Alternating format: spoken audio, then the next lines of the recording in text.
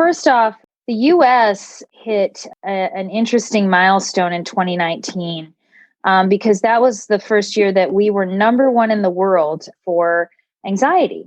Wow. Number one in the world? In the world. And by the way, in 2019, the worldwide anxiety levels hit a new high. Okay. So we're in a worldwide epidemic of anxiety, and the US is in first place. And that was before COVID.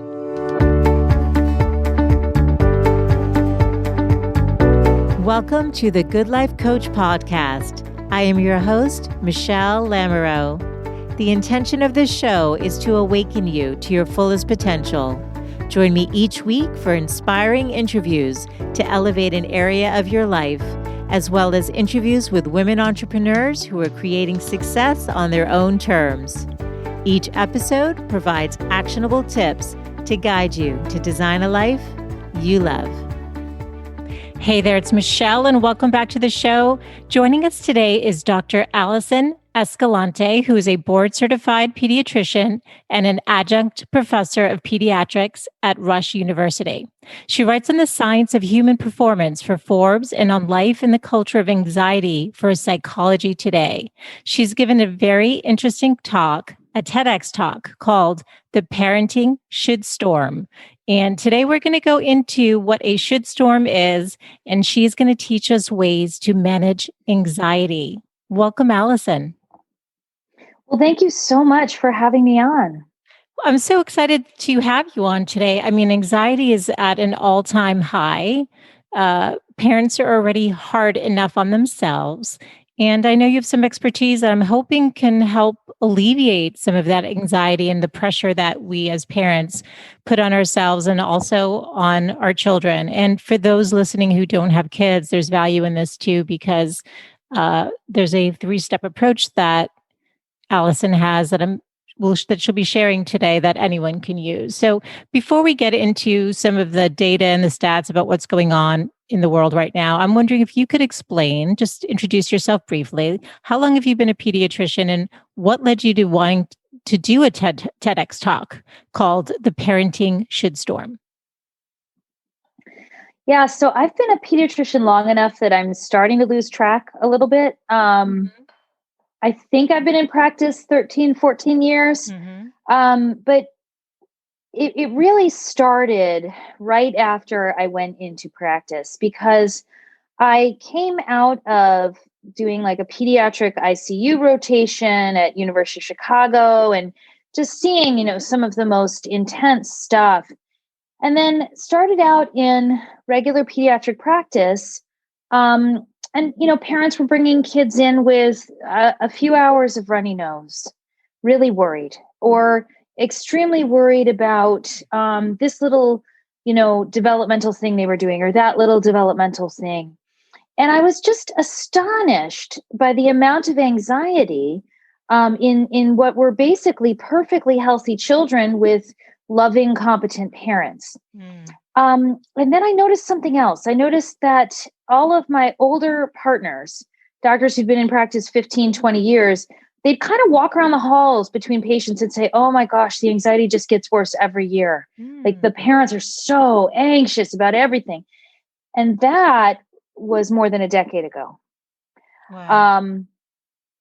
And one thing I noticed was not only was the anxiety very high, but many of the challenges that would come up with kids were directly related to that anxiety in their parents. And so at first, I started out trying to answer the question parents were asking me, which is, well, do you have a good book? Like, how should I manage my child's behavior? How should I do this? How should I do that? And as I sort of read everything I could find and tried to find this book, I looked up one day and I said, I think the change needs to start with us. I think the parents, we need, we set the tone.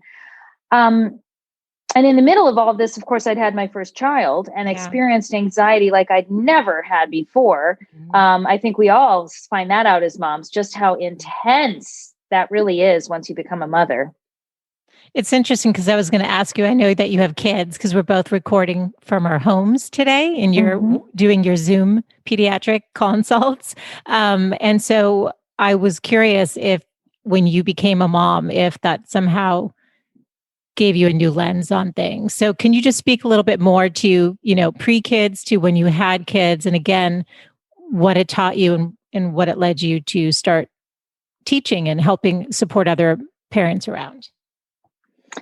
I think I've always tried to have a real sense of connection and empathy, but there's only so much you can truly understand until you're in it yourself. Yeah. And I kind of knew that. I watched people and I saw this level of anxiety, and I found it, just to be a lot. But I kept thinking, well, I'm sure I'll understand better once I'm a mother. But I honestly thought that going into becoming a mother, because I was a pediatrician, I would go in sort of a little ahead. Like I'd know more, I'd be able to handle it better. I would have more of a perspective, so I wouldn't feel the same anxiety. And in fact, it was quite the opposite. It was like being plunged into a tidal wave, and the anxiety was, and I think you know this, it was biological. It was something I couldn't use all of my mental techniques. It was just there, and it was in your body, and you're just noticing every sound your child makes. And the difference between pediatricians and regular parents is not that we are less anxious. We're not. It's that we worry about rare stuff you've never heard of, and we don't worry about the stuff that most parents worry about. Yeah. Yeah, that makes a lot of sense. And actually, I read a blog post on your website where basically the gist of it was that doctors worry about parents who don't worry versus the ones who come in super confident with their first kid. Can you talk a little bit about this too? I mean, because there's, like you're saying, a lot of anxiety to some degree is normal and to be expected. It's just when it takes over. So I'm just curious of, like, based on that article, sort of maybe the healthy level of anxiety or the natural, what you, to use your word, the biological, it's just in you, in your body, to just be paying attention and to work. Gosh, I love that you brought that up, because as we start this conversation, we're sort of referring to anxiety as though it's a problem. And the current levels of anxiety in our culture and I have some obviously ideas to help with that, but a certain amount of anxiety is a very healthy and necessary thing. I was just explaining that to one of my little patients today as we talked about her getting a COVID test. And she said, "Doctor, if mommy has to take me to the emergency room if I start having trouble breathing, how will I know if I'm having trouble breathing or if I'm just breathing hard because I'm worried?" And I said, "Oh, that's so cute." Oh my gosh. And I said, "Oh, honey, that's first of all, you're so insightful." Totally. And secondly, so we talked about some ways to tell the difference. But then I just pointed out, the conversation that me and mommy just had is a very scary conversation, right? And if you didn't feel some worry about this, you wouldn't be human. It's a normal and it's a good thing to feel a little bit of worry about this so that you remember to tell mommy if you're feeling something different, So yeah, new parents need anxiety. It's an energy. It helps us bond with the baby. It helps us take on the extremely challenging task of learning how to tell what these nonverbal little creatures are trying to tell us about themselves. And it's very appropriate. And I mean that. We pediatricians get really freaked out when we meet a first-time family who's totally just chill and not worried at all about their child. If they haven't noticed something that they have a question about, that is concerning. Yeah. Yeah. No, it makes sense. And I'm wondering, so to the degree that we know from statistics, I mean, and we'll get into the whole COVID thing, which has just ratcheted up the level of anxiety to a very unusual place.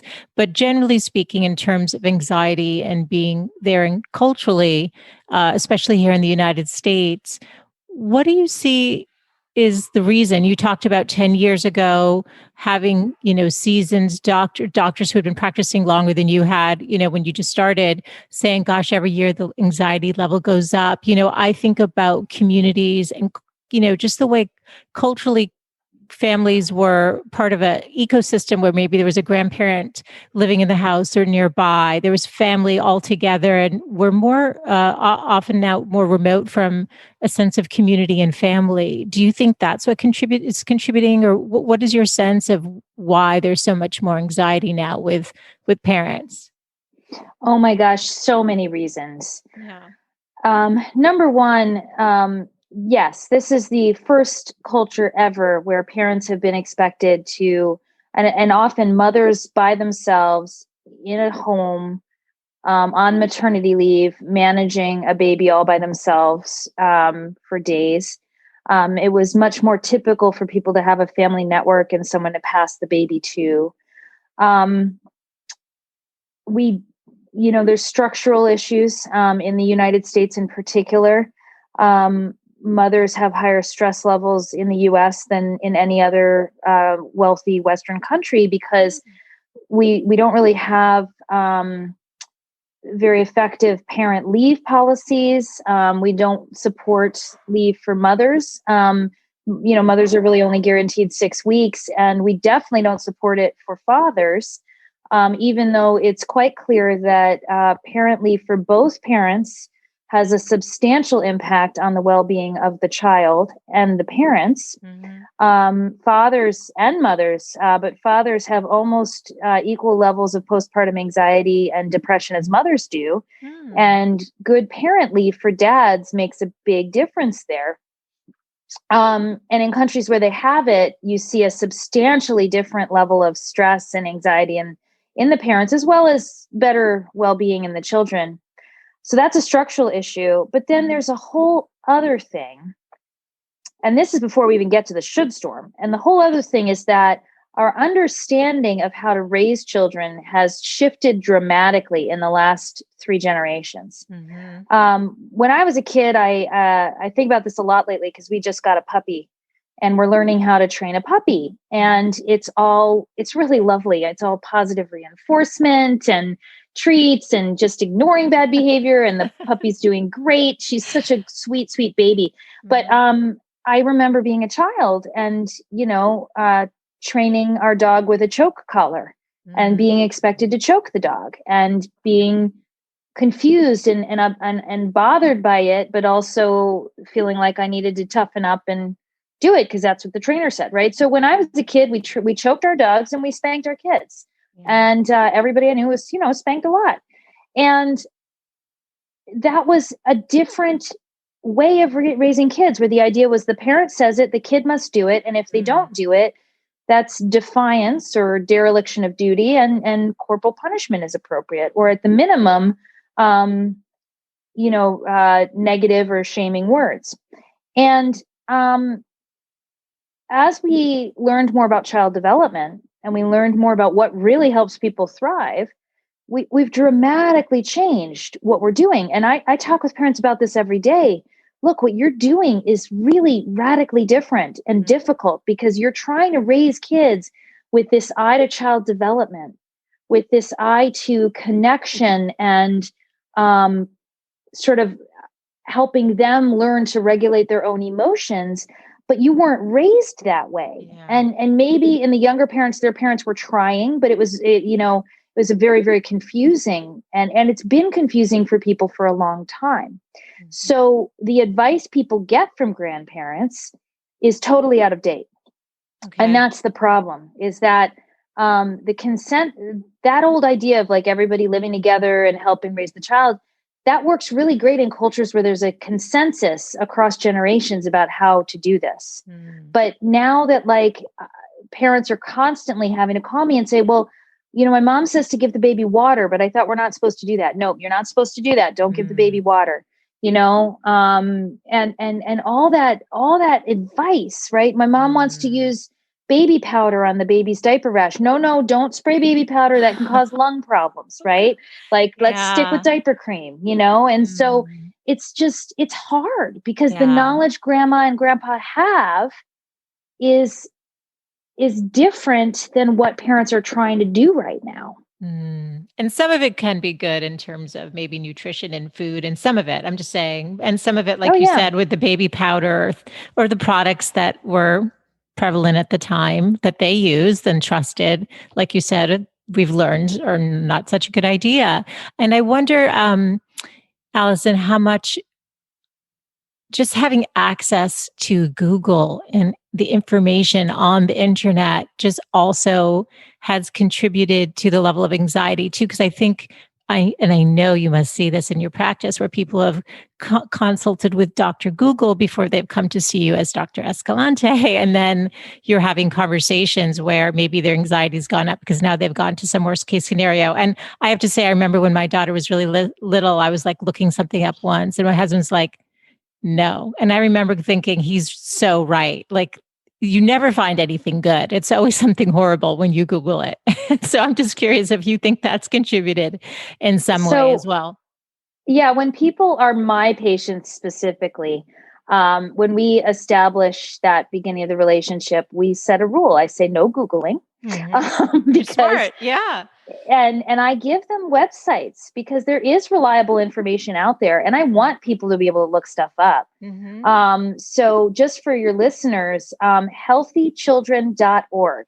Okay. That's healthychildren.org. That is the American Academy of Pediatrics website. Okay. And that's full of reliable information. And they have an app for parents too called Kids Doc, where you can do a symptom checker to see if it's an emergency or not. Nice. But yeah, I had this conversation yesterday and it's so cute. The mom was like, I get a lot of sheepish moms and dads who are like, I know you said not to Google, but I Googled. and I'm like, okay, so what'd you get? Did you get cancer or brain tumor? Right. And she's like, I got brain tumor. I'm like, I know it's always cancer or brain tumor, right? Like, Yeah. And then we talked about what it really was and how her delightful baby was just fine. But, we want parents to be noticing what's going on with their kids. And I think it's normal and appropriate to look for information. I just want people to know the sources. But, the whole issue of frightening information or misinformation on the internet is out of control lately, and I've written several articles about how to differentiate misinformation from true information. I always tell parents in general, good medical information or good parenting information equips. And the lousy stuff causes intense anxiety. Yeah. Well, let's talk about anxiety. Can you give us some statistics? And and let's talk maybe pre-COVID too, because I know those numbers have jumped, but, can you give us some statistics about what anxiety, how, what the prevalence of it is right now? And then also, how does it show up for children? Because I've read some stuff that's actually really pretty disturbing in terms of the level of anxiety that children are dealing with right now. Oh, yeah. Well, so first off, the U.S. Hit an interesting milestone in 2019 because that was the first year that we were number one in the world for anxiety. Wow. Number one in the world? In the world. In the world. And by the way, in 2019, the worldwide anxiety levels hit a new high. Okay. So we're in a worldwide epidemic of anxiety, and the U.S. is in first place. And that was before COVID. Wow. And I do not have the latest statistics at my fingertips for after COVID, because that's all being worked on. But certainly it's most certainly gone up after COVID, which is, again, appropriate. As I said, it's very appropriate to feel some anxiety right now. Yeah. But remember, what's interesting is there's useful anxiety, and then there's the anxiety that starts to get on top of us and crush us, right? So useful anxiety, here's a good example, COVID. Useful anxiety means you're going to follow public health guidance. You're going to wear your mask. You're going to social distance. If you do Thanksgiving with grandma and you guys don't live together, maybe you wear masks the whole time, right? And maybe you eat briefly in totally separate rooms so you're not breathing each other's airs, right? That would be very helpful anxiety because it helps you stay safe, right? Unhelpful is the one where you end up curled up in your bed rocking in a ball and even that, a little of that's okay here and there as we process our feelings, right? So number numbers wise, I mean, one of the most important statistics, in my opinion, is that about 90% of people in Generation Z, so these are young adults and kids, felt emotional or physical symptoms of anxiety or depression associated with stress on a regular basis. And that was, again, pre-COVID. And then also pre-COVID, 80% of women reported in one study that they were suffering from significant anxiety at least once a week. Wow. So it's just everywhere. Kids are also peaking in terms of higher numbers than ever. Pre-COVID, we were getting up to about 30% of kids. 30%. That's 1 out of 3 were getting diagnosed with an anxiety disorder by the age of 18. Wow. I mean, and that was pre-COVID. That's just astonishing. Yeah. And that leads to your question about what anxiety looks like in kids. How does it show up? Yeah. Well, it's different in different ages. But I think what's really important is that based on current neuroscience, we really misunderstand what anxiety is. We think anxiety is kind of like a feeling and maybe a psychological thing where you kind of think anxious thoughts. But really, anxiety comes from a deeper, older system in our bodies. And it has to do with basically the fight or flight response. So anxiety really happens at a body level, and it's really about moving your body to safety. So in kids, it makes total sense, because in kids, what do you see in an anxious kid? You see wiggles. You see lots of wiggles, or you see resistance, where they don't want to go to this place, or they don't want to do that thing. And what it's really all about is trying to get your body to a place that you feel safe and secure. So yeah, you see a lot of like hyperactive behavior in kids. You will also see fighting behavior as well, because you say fighting or biting. Well, probably either one, right? But it's the fight or flight response, right? So your kid's more likely to say something sassy to you, fighting. right? Because they're anxious. And we see that as naughty, bad behavior. But and I'm not saying hitting certainly not okay in my house, but understanding that your kid might be hitting because they're overwhelmed and anxious versus because they have like a moral problem is a very different way of looking at things. And then finally, the other side of anxiety is flight. So you'll see kids withdrawing. You'll see them, kind of avoiding things they find stressful, avoiding that homework that's so overwhelming, right? And so understanding that this is a physical thing and that it's an old mechanism that has to do with getting to safety, I think changes a lot, because we try to talk people out of anxiety. But that's not always very effective. Sometimes it helps, but especially with kids, just trying to talk them out of their anxiety all the time is just, if you've ever tried when your kid is anxious, it's pretty hard. Right. Because they're looking to be validated and maybe reassured, because the mind likes certainty, right? And so if there's some level of uncertainty or fear, then they're not able to receive, the feedback of how to get out of it right away until maybe they can calm is it the parasympathetic nervous system? Like their body needs to be able to just ground down. Is that true? That's exactly right. So anxiety is a manifestation of the sympathetic nervous system, or the fight or flight.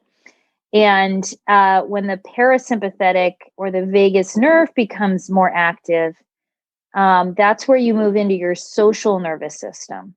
So that's why when parents are at their best, when we're not overwhelmed, we tend to respond to our kids' anxiety with soothing voices, comfort, maybe hugs. And what does that do? That stimulates the vagus nerve or the parasympathetic nervous system. So it grounds you down into that state of safety where you can become receptive. But the problem is, so often as parents, we're so much under pressure that we can't get to that place for our kids, and everybody just kind of blows up at each other. Yeah. And that's where the should storm comes in. Okay, well, good. This is a perfect transition because you wrote, we live in a culture of constant criticism, haunted by the idea that one mistake can alter our child's destiny forever. No pressure, but it's true, right? This is kind of what led you, I believe, to realizing this should storm that we're living in. So can you explain what a should storm is and this how this culture of constant criticism and fear of making a mistake has contributed to this, and why you believe it's such an issue? Well, this goes back to early in practice when I was looking at all these anxious parents and looking at myself and saying, what is wrong with us? And indeed, that was kind of what my older partners were implying. Like, these parents get more anxious all the time. They need to get a perspective. Like, oh my gosh, stop obsessing. And the more I looked at it, the more I realized, I think we need to stop blaming the parents, because the parents were trying to do their best for their kids. Yeah. And they were being buffeted by a culture, an internet, friends, neighbors, random people in the grocery store that were telling them what they should be doing with their kids. I have so many stories of women taking a walk in the neighborhood and a random neighbor walks up and says, wow, are you feeding your child at all? She's so skinny, right? Or my favorite was, my husband taking my son to the grocery store when I was at work one day, and my son was 4 months old, and it's like 90 degrees outside, and my husband didn't put socks on him. But he's like babbling to his kid. Our little guy's talking back. My husband's showing him vegetables. They're being, I'm sure, adorable. And a woman walks up to him and says, where are his socks? Don't you know babies need socks? He'll get frostbite, right? And he was totally astonished because, and it was funny because I'm like, dude, that happens to moms all the time. But what was really, or they'll touch your child without being asked. Like, I had a guy once try to reach in and touch my baby. Oh my I'm gosh. like, you're a stranger. Do not come near the stroller. Like, no.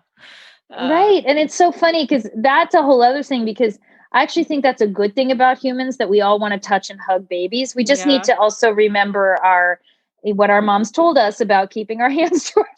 No, it's true. I'm just thinking of all the things moms go through, but you're right. You're talking more about the actual criticism versus touching the baby. It might be like, right, why isn't the baby wearing a hat? It's too cold out. Or yeah. And so of course the criticism was ridiculous because, like, no, babies don't suddenly get frostbite without socks on. But what was more interesting was when I started sharing that story, people came out of the woodwork. Apparently the socks in Target and Walmart thing it's a thing. People are constantly like, random strangers are constantly coming up to parents and criticizing their child's sock status. So, but this is it. And so what do? You wonder about something with your child. You want to learn how to do it well. You can't just do what your parents did because we don't do it that way anymore. So you go to look it up. So what do? You Google. And suddenly you get all these articles that say either follow these 2 easy steps and everything will be fine. And you follow the steps and then you feel like a failure because it doesn't work. Or it says, if you don't do it this way, then this terrible thing will happen to your child and they'll be messed up for life. And then you say, well, I read this on the internet, but that stressed me out. So you go to your Facebook group or you go to your friends and you put it out there for parent advice. And then you get bombarded with 18 different opinions. And at least several of them will include, oh, no, don't do it that way. Or I had a friend, neighbor, relations, cousin on Pluto who had this bad thing happen when their parents did that. And before you know it, people are completely overwhelmed. That's true. And then there's a lot of, like, family's great, but family's also a source of a great deal of criticism. So most of the most painful source of stress for a lot of parents is what their mom said, And so I get a lot of grandma visits and grandpa visits where people come in because grandma or grandpa are telling the parents that they're doing it wrong. And they are so distraught and they need to know if the baby's all right. Right. And, And I'm not blaming grandma and grandpa, because we couldn't do this without grandma and grandpa. We are so appreciative of them in our household. But the point is, we have to realize how much pressure parents are under, and we have to be a little gentle. So the should storm is this: you should do this, you should do that, you should definitely not do that other thing. And you're probably going to mess your kid up, but you should work as hard as you possibly can to avoid that. And it is a storm of shoulds, and it buffets parents from every direction so that they don't really often have a safe place. So then think about that. Parents are under a threat from this culture really all the time. And then they're supposed to be the calm center of this for their kids. It's a really untenable situation. Yeah. And it creates maybe, analysis paralysis. It's like now afraid to either make a decision, or then if they do make the decision, they're going to be feeling bad if they didn't listen to one of the shoulds that told them to do it the opposite way. Like it's a constant, it's like, then it becomes self-criticism, right? There's the external criticism, which then becomes internal criticism. You're absolutely right. Yeah. And so many mothers have told me, like, I feel like I can't measure up. I feel like I'm failing all the time. I look at my child and I think, please God, don't let me mess this child up. But I think I'm messing this child up. What a terrible situation, because these are loving, engaged parents who are trying to do their best for their kids. And they somehow have the sense that what they love most, they're doing worst. Yeah. Yeah. No, it's incredibly challenging. Well, I know you have a 3-step approach that I really want to ask you about. Take us through, if you don't mind, the 3-step approach that and how you developed this. I know that it's been working, and this is what your TEDx talk was on. And I really loved it. I actually was thinking that you're going to get into what it is, but that very first one, I find I do often when I need to ground. So could you take us into the step? I do. I'm like, I did it the other day. My daughter's like, why are you doing that? I'm like, I'm just relaxing. So. Right. Yeah. So this is kind of funny, because I had been studying this problem for about almost 10 years. And when I came up with the 3-step method, it was really one of those intuitive pops. It just kind of like, I'd been so struggling to come up with an idea, how can we help? How can we practically approach parenting? And I'm sitting with a friend of mine, and she's just sharing the should storm. I want to be breastfeeding. I know if I don't breastfeed, my child's IQ will be damaged. And but it really hurts, and my nipples are cracked and bleeding. And the lactation consultant said I should do this. And should I try this nipple shield? And should I do formula? And should I do this, or should I do that? Should I do this? And it was just a flood of shoulds and anxiety. And I remember just saying to her, like, whoa, hold on. And these 3 steps came out. And then she kind of had this big reaction to it. And I thought, well, that's interesting. And then a month later, when I saw her again, she said, my life has changed. Like, I've been using this since you told me to do this. And like, before all I had was anxiety, and now I have confidence. And I was astonished. And I thought, okay, hold on, maybe I have something here. And then I went through and kind of backtacked all the science that had gone into it, and realized, whoa, this is a really quick way to use a lot of good science about human performance. And that's why now, as soon as I shared it in the TEDx talk, not to build the dramatic tension too much, but people started saying, whoa, that's not just for parenting. Like, we need to use that in doctoring. We need to use that for our stress management in our professional organization. I just shared this with an architecture firm who wanted to use the method for, the leadership, so that the leadership could mentor more effectively. So, okay, here you go. Okay. Basically, right? We're all under intense pressure. And most of the time when we feel anxiety, we have one of two things going on inside. Either we're being driven by a should. You should do this, right? Or we're being driven by feeling unsure.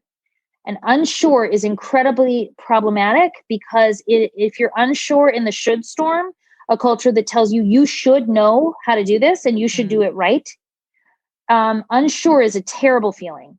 So then we look for a should to guide us, right? And the shoulds are making us miserable, but it's better than feeling uncertain.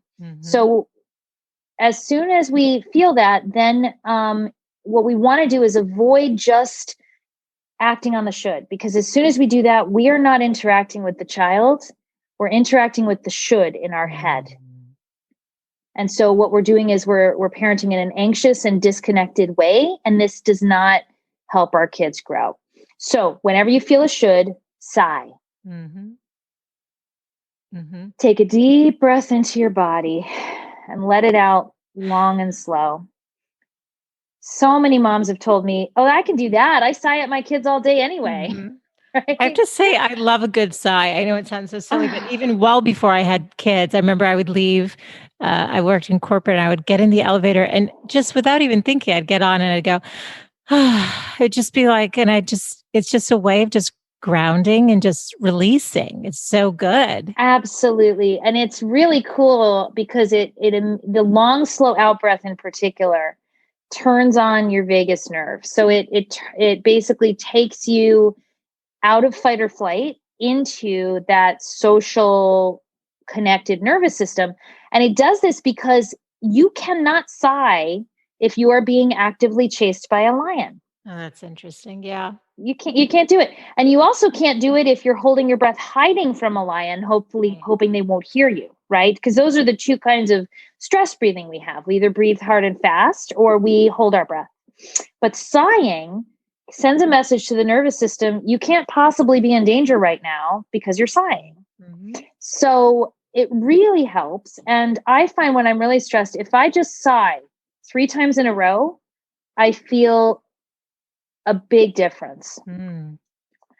I've also liked to teach people the stealth sigh for meetings. So you don't go out loud, right? Because otherwise everyone's like, oh God, she's always sighing at everyone, right? Right. So funny. So you sigh and then see your how do you do the stealth sigh? How do you do it quietly? Oh, the stealth sigh? Yeah. Oh, it's just really, it's easier to show like on video, but you just basically take that deep breath in. And then I find I stealth sigh much more effectively if I smile. Okay. So when I smile and let my breath out really slowly through a smile, you don't get that sighing sound, but you still get the effect of having the long, slow out breath. Okay, that's great. Okay, so number 2 was see? Yes, right. So after you've sighed, see the situation. See your child, see their body language, see if they look like they're going to cry, see if they look like they're happy, see if their fists are all balled up and they're, looking angry. See is just a super fast mindfulness step. And remember, mindfulness is where we kind of accept the situation we're in without trying to change it right away. So it's getting into where you're at with your kid and really seeing your kid instead of trying to enforce a should on them. But I think see only works effectively if you've already sighed, because otherwise you're not calm, you're not connected. And you'll get really pushed right out of that moment of the now quickly if you're not grounded at all. If you haven't grounded and relaxed your body, you can't just stay in the seeing. I think that's my experience. I couldn't agree with you more. Yeah. I think one of the funny things about this method is you'll find, if you try it, you find that you try to then, it's a super short method on purpose because parents don't have time to do 27 steps, right? They need to be able to do something really quick right now while the kid is throwing stuff.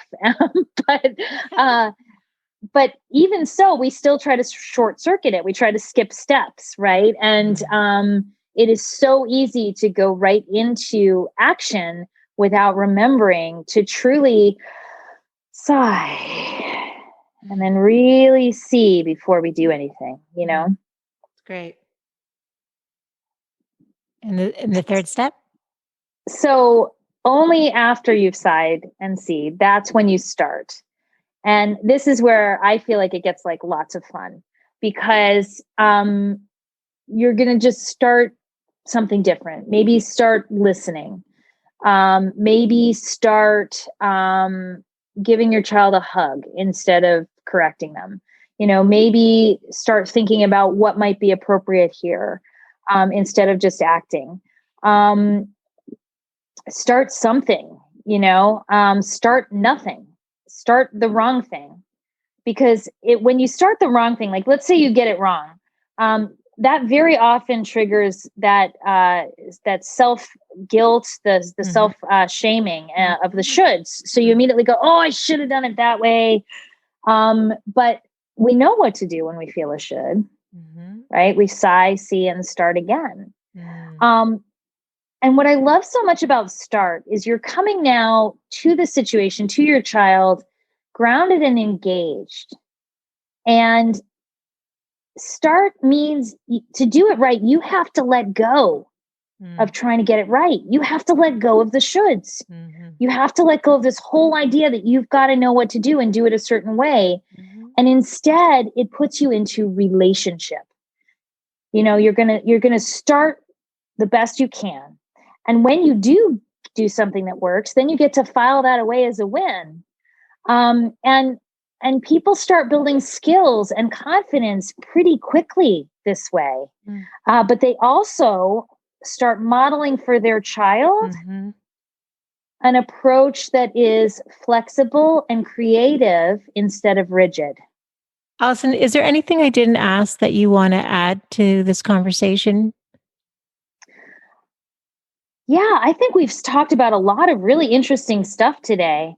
I think the main thing is just to remember that anxiety is a good thing, and then it becomes a problem for us when it gets dysregulated. And I'm not at all claiming that these 3 steps can solve everything, but they do give us a start. And so I just like to help people remember that, just like in elementary school, you know, what did we learn to do when you get your clothes on fire, right? You stop, drop, and roll. Right. So what do you do when you face the should storm? You sigh, see, and start. And I do have one last comment, which is our kids are living in the should storm too. You know, even if they aren't exposed to it before school age, which I would argue they are, as soon as they hit school age, they experience testing at intensive levels starting in kindergarten. So they constantly get the message that they're being evaluated and measured. And they need us to help them understand how to manage that kind of pressure. I would argue we need to just take the pressure off them. But given that we can't always do that, modeling for our kids 2 things. 1, hey, this is hard for me, I'm feeling it. And 2, this is what I'm doing to try to stay connected and figure things out. It makes space for them. It makes space for them to be kids. It makes space for them to make mistakes. Yeah. This has been a beautiful conversation, and one that I think is going to leave people with some tools, which I always love being able to offer, and also just a different perspective on how to be thinking about anxiety in general. So thank you so much. Where can I direct people to learn more about you and your work?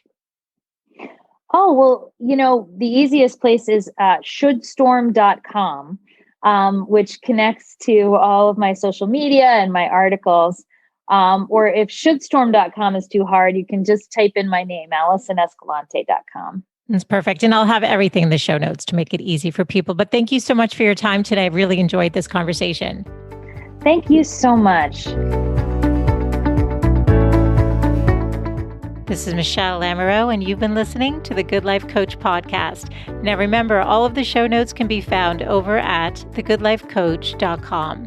Now, I have one favor before you sign off today. If you've benefited from any of the shows that you've listened to and really enjoyed the content, would you be kind enough to take just 1 minute and rate and review the show over on Apple Podcasts? It's how I know what's resonating with you, and also it helps other women find the show. Thank you as always for tuning in, and I look forward to reconnecting next Wednesday. Bye for now.